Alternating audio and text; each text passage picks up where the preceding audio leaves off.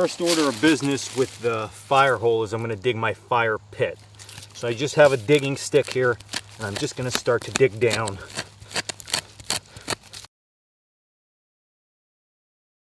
Again, this is just going to take some time getting in here, guys. So I'm chugging away at it. How deep do you want this? Well, it depends, you know. What are you trying to accomplish with this?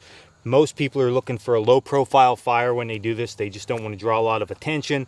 They're going to want to cook something, fill this back in and be done. So the big coffee cans is probably about a good size. If you think of one of those big cans, are going to be good. One thing you do want to do though is get all these roots out of here. You don't want them catching on fire. So once I get this dug down a little bit more, I'm going to go back through with my knife and just free up those roots. So you can see here about the depth of the hole that we're looking for. Now what I want to do is come up this way a little bit and dig a secondary hole. And that hole I'm going to need to connect. So I'm going to take this stick and I got to work it underneath the ground here. And that's what's actually going to fuel our fire with oxygen. It's going to vent through there. So I'm going to start out just digging back down and then digging across this way just to vent this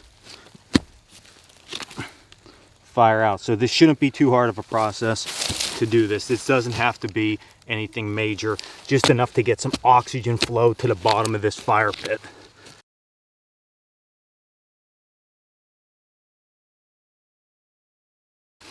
Now what I have is a vent hole here that comes to the bottom of my fire pit and my pit itself. I'm going to go get some material now to begin this fire and show you how low profile it actually is.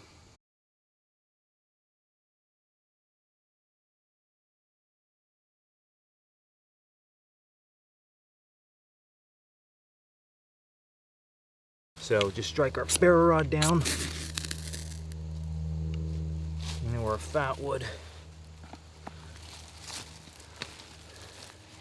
And let that start to burn. Now what you want to realize here is if you're going for a low profile type fire, you don't want big flames like this.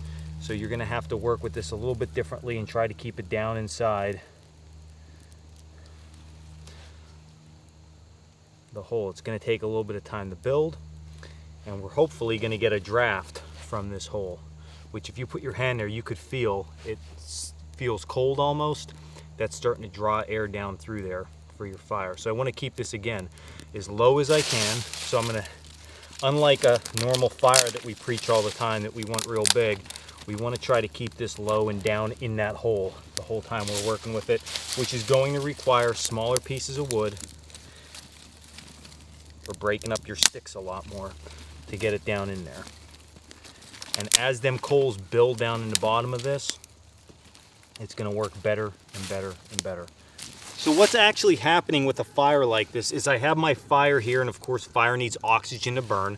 We have our secondary hole that's letting the fire suck oxygen through it. So it's getting fueled from underneath, much like a forge would that you're going to forge any kind of steel.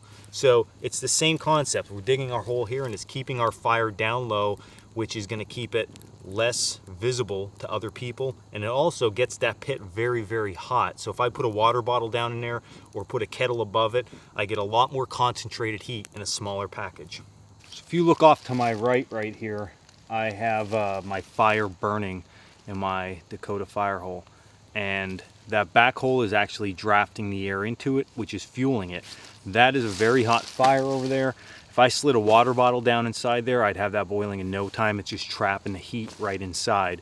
The only downfall with something like this is, of course, you have to take the time and energy to dig the holes. And you also need to break down your fuel a lot smaller and keep feeding it, because you can't put big pieces in there. We don't want the flames really, really high. Now you can see that because, of course, you're looking for that. But that's very low profile for a fire that's going to boil water. So it works really, really well for that instance if that's something you would need. It's also cool if you have something like this set up at camp and you're just going to boil water quick. This works also really well if you don't want to have a big fire really exposed. So it's just something else to throw in your toolbox, and if you ever need it, you have it. This was Dan Wolak, the Coal Cracker Bushcraft. If you enjoyed this video, click subscribe below. Always check us out at coalcrackerbushcraft.com, and until the next video, stay in the woods, guys.